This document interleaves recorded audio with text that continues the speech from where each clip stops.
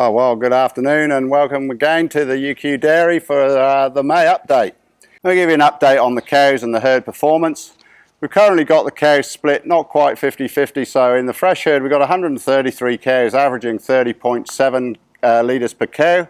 Average days in milk are about 62, so as you can imagine most of these animals are now at peak production. The stale herd got average days in milk of 283 and they're just over 20 litres per cow, so they too are really holding their own.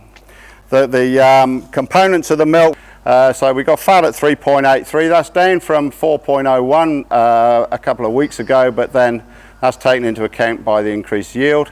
And protein is 3.52. Our current cell count is 175, and this is something else we're really pleased with.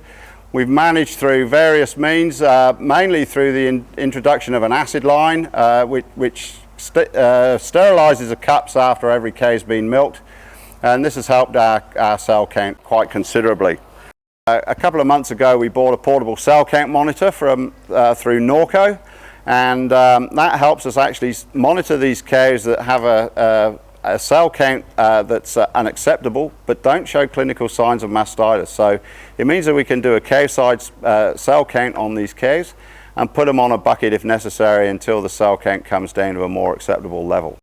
The thing with cell count, if we can stay under 200, it's actually worth around about 2.5 cents a litre, which with our current production is around about 26 grand a year, so very important to try and keep it down there as long as the methods used are cost effective. I'll give you an idea of the grazing. For herd number 1, we're on ryegrass at long last. We have made a decision this year to get our ryegrass in before Easter, but we got lucky, the weather cooled down just in time and the ryegrass has ripped away. So we've been grazing that for a couple of weeks now. The herd number 2 is still on kike, which has now been undersown with ryegrass, and so the quality of their ration's gone up too. The ryegrass is, like I say, we've been chewed through, but we've had a bit of a problem with weeds in it, and that means we're going to have to spray it. So although we've got about 2 hectares in front of the cows at the moment, having eaten off 2 hectares, the 3 hectare block that is the mainstay of our ryegrass, we're going to have a 28-day withhold on that because it needs spraying off to control the broadleaf weeds. We think it's a sacrifice worth making, and with the chicory again regenerating, we think the feed quality in front of the cows is going to be compensated for like that. Dry matter for the cows, we're currently targeting in herd number 2, we're targeting about 19.8, best part of 20 kilos. This is with 1.8 of that coming out of Kikuyu grass.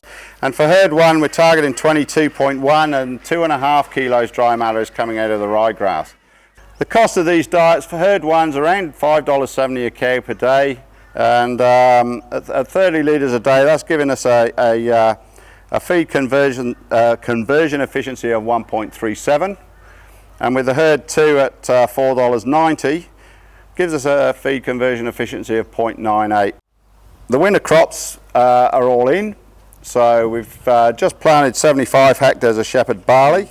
One of the Kikuyu paddocks is a trial. We've actually direct drilled 3 hectares with moolah oats, just to see if this makes a difference to the strike rate. We generally have a pretty poor strike rate with ryegrass because the Kikuyu just remains too robust and we have a job to slow it down. So we thought we'd try some oats, which have a bit more of a vigorous start, and hopefully we can get those up through the kike. I guess that's about it from me. Hopefully winter won't be too long, and we'll speak to you in June.